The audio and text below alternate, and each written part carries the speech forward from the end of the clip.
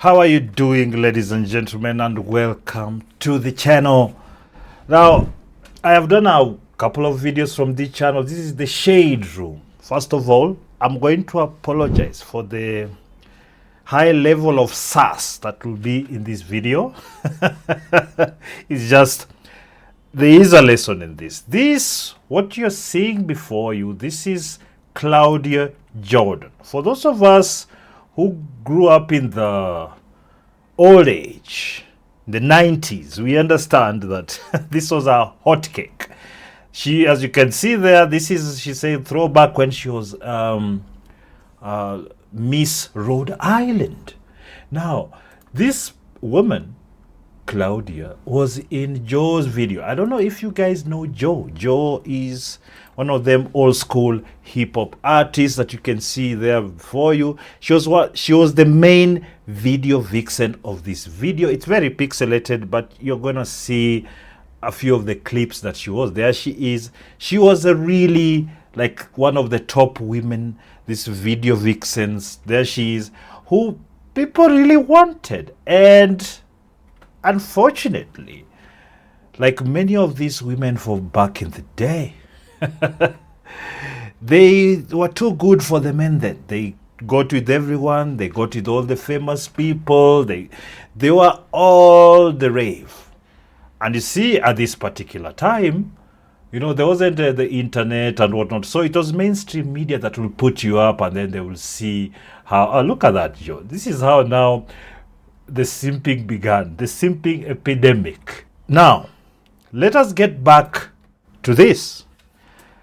Let's listen in as to what she's saying, how it is to date at 50. She's, I think, like 50 something. She looks like, goddamn, for 50, very well done, but you know, that's genetic. There's nothing you can do about it. So let's listen. Again, I'm going to apologize for the sass. It's okay, period. What do you wish someone had told you about dating, like in your 40s and 50s back then? You know, you think that when you're ready to settle down that there's always going to be a lot of supply on the shelves, and it's not.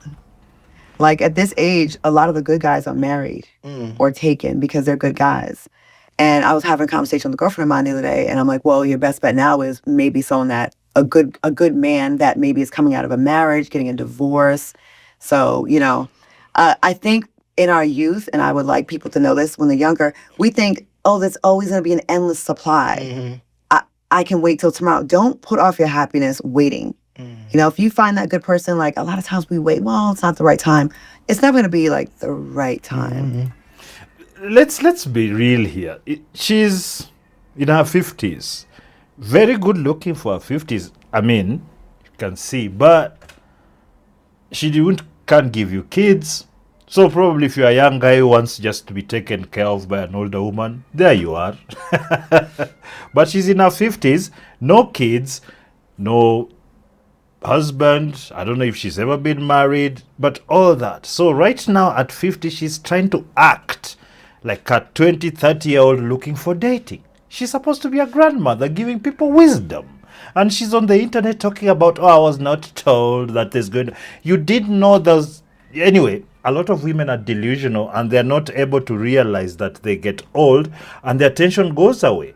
It doesn't matter how many people tell them. It doesn't matter how they see their friends. Things happen to them. They'll still stick to it. They'll say, oh, I'm fine. I'll get when I want. And then that's why we have a lot of this shaming language. Oh, why are the old men going after younger women? Oh, please give me a break. We are going for them because you are damaged goods. Because when you were wanted, you didn't want us. You thought you're too good for us. Probably you are, but you're not now. So at this particular moment, the older men your age, you have to drop standards so much so that you can meet to your level. Yes, you're good looking for 50, but a 50-year-old can get a 20-year-old, 25-year-old, 30-year-old if he's doing well. And of course, she wouldn't want an ordinary guy. She'd want a top shotter.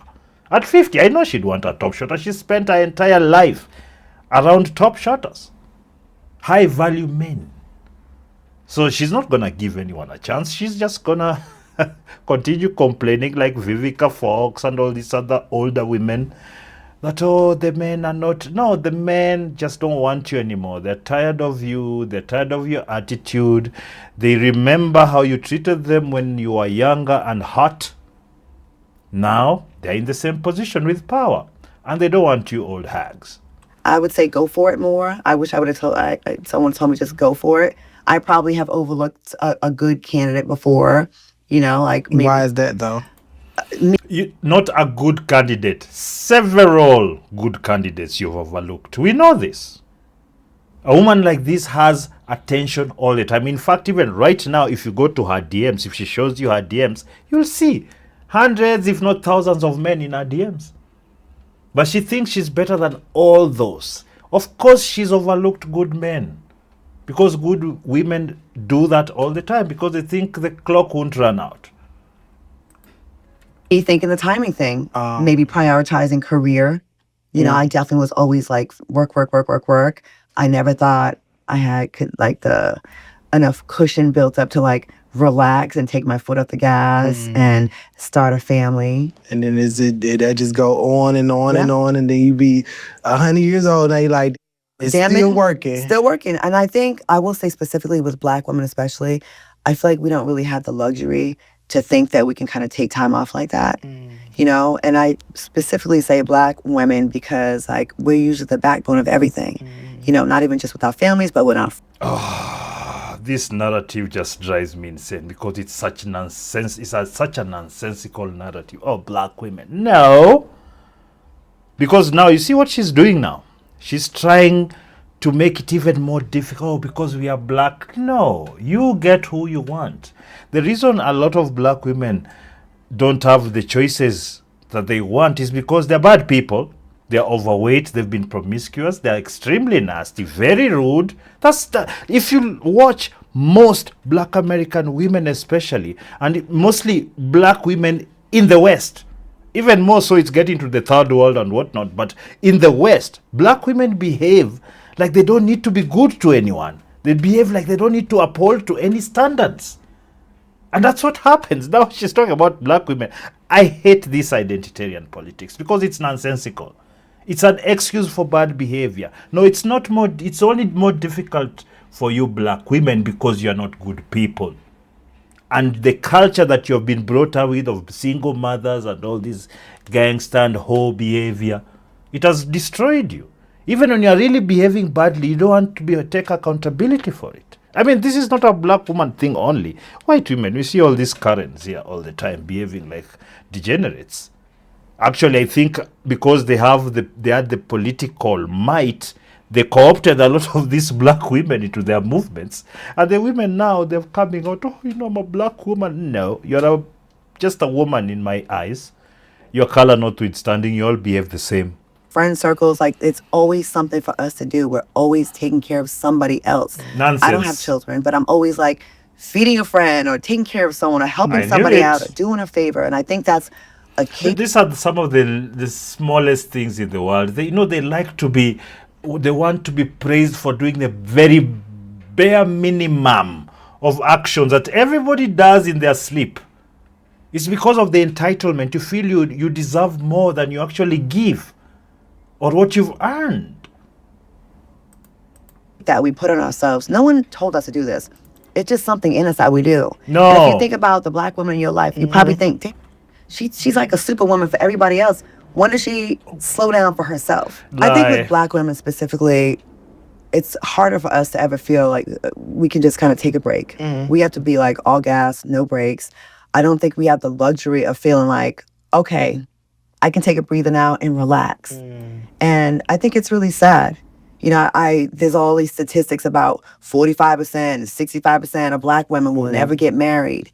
And we're out here taking care of everybody else and not getting taken care of. And I think it's really sad. I think it's gone to that place where I find there's nothing of meaning to continue. So I'm just going to wrap this up with this.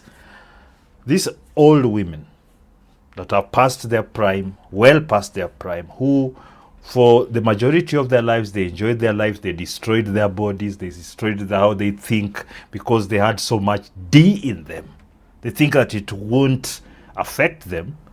And then at the end, they come with these victim narratives that you're always taking care of everyone else. No, you don't take care of anyone else. You're some of the most selfish people in existence. What you like to do is to virtue signal and spread narratives about your greatness, which your greatness doesn't exist. Just because there's some people pandering to you so that you can buy their things, so that you can vote for them, it doesn't mean anything. We only need to look at the results of this community to tell you that they are full of it. They're not victims of anyone other than their own choices. And in this particular case, she's sending a warning, oh, when you get somebody nice, you get it. Yes, listen to her on that point, because she's gone through the meal. She's gone through the D's. She's gone through the Hollywood grind, where you're always on your back or on your knees, especially if you don't have talent and just looks like her. Yes, I've said it. If she had talent, she'd be a great actress somewhere, but she's not. She's here on some podcast with some gay guy telling us about how she overlooked great men. What you need to do, gentlemen, is that you shouldn't feel bad for these people at all. In fact, such people should be ignored if they're not grandmothers, if they're not married, if they don't have the kind of life that you want to live. You ignore them, you just take them for the lessons that they're teaching the world. Not to follow through, do not pander, do not go liking their photos, do not go into their inboxes, massaging their egos and making them think they're better than they are. I don't know what you think about this video, ladies and gentlemen. Please leave a like down below, leave a comment, share the video and subscribe to the channel. And until next time, peace.